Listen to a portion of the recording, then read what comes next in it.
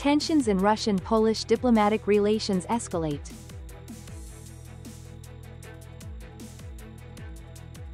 Five dead as California wildfires rage in LA area.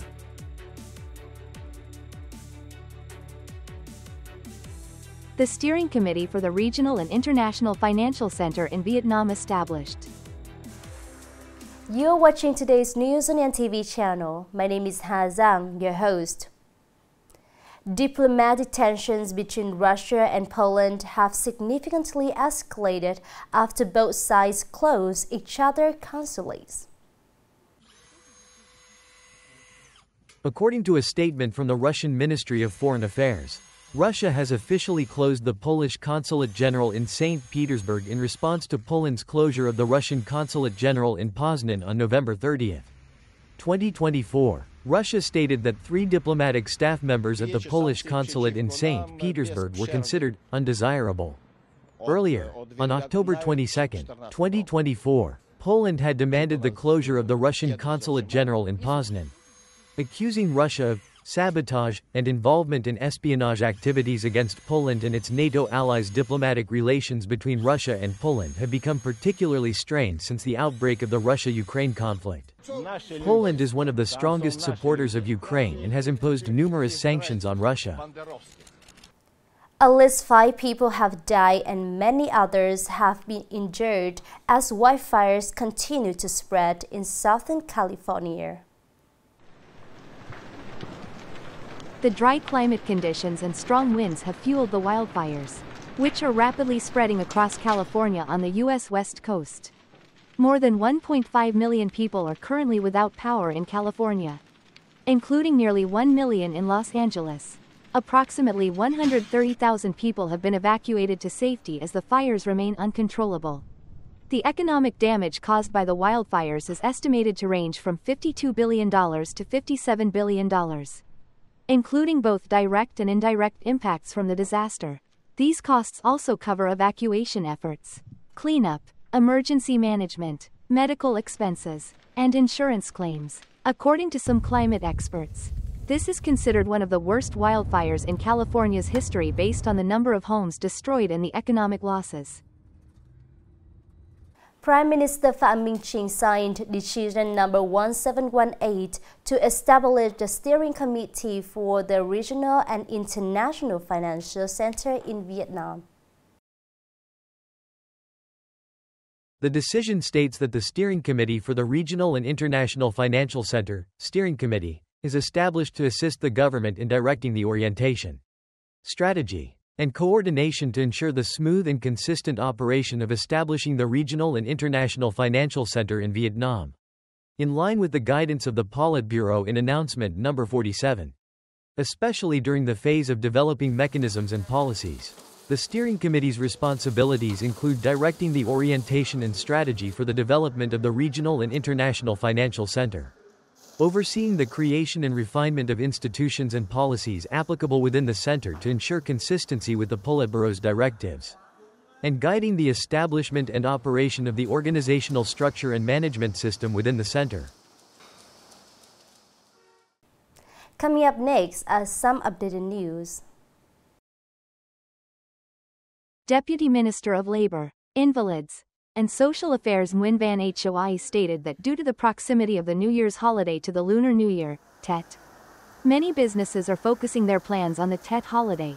The average bonus is 1.46 million Vietnamese dongs per person per month. Specifically, state-owned companies with 100% domestic capital offer a bonus of 1.95 million Vietnamese dongs per person.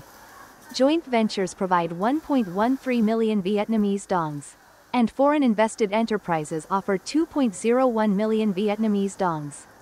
The highest Lunar New Year, Tet, bonus for 2025 is 1.9 billion Vietnamese dongs. Awarded to a senior management position in a foreign invested enterprise in the food trading sector in Ho Chi Minh City. Meanwhile, the highest Lunar New Year bonus for 2025 is 1.908 billion Vietnamese dongs.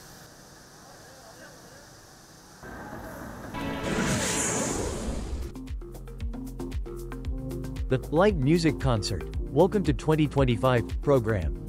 organized by the Hanoi People's Committee in collaboration with the People's Newspaper, will take place at 8 p.m. on January 18, 2025, at the intersection of Nguyen Hoang Ton, Lac Long Quan Streets, Tay Ho District, Hanoi, as a part of the opening of the Hanoi International Light Festival 2025. The event will feature a light show with 2025 drones synchronized with music from a symphony orchestra. With the theme, Shine Your Vibes, Embrace Your Uniqueness. The light music concert, Welcome to 2025, is not only a grand artistic event but also a stage for top Vietnamese artists, each with their own style and musical personality, creating a colorful artistic portrait in the heart of the Ho Tay heritage area.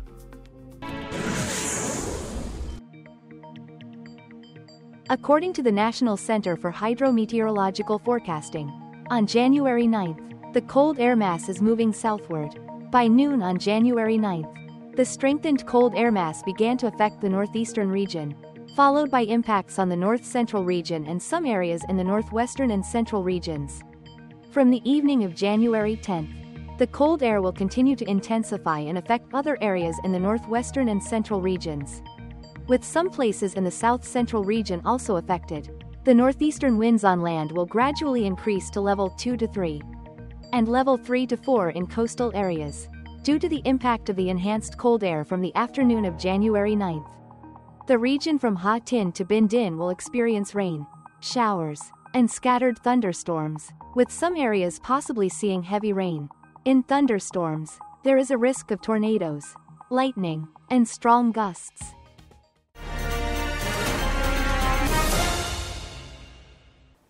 To ensure a full and happy Lunar New Year, even during the period of high waves and rough seas caused by the intensified cold air, the transportation of goods and essential supplies to the frontier islands of the nation has been carried out by the officers and soldiers of Naval Region 3. Large and small gift boxes, dong leaves, sticky rice, and even fresh food like ducks, chickens, and vegetables from localities, units, and relatives were loaded onto the ship and stored in the cargo.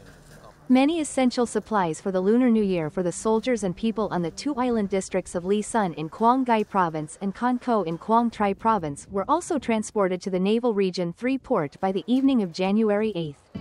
As requested,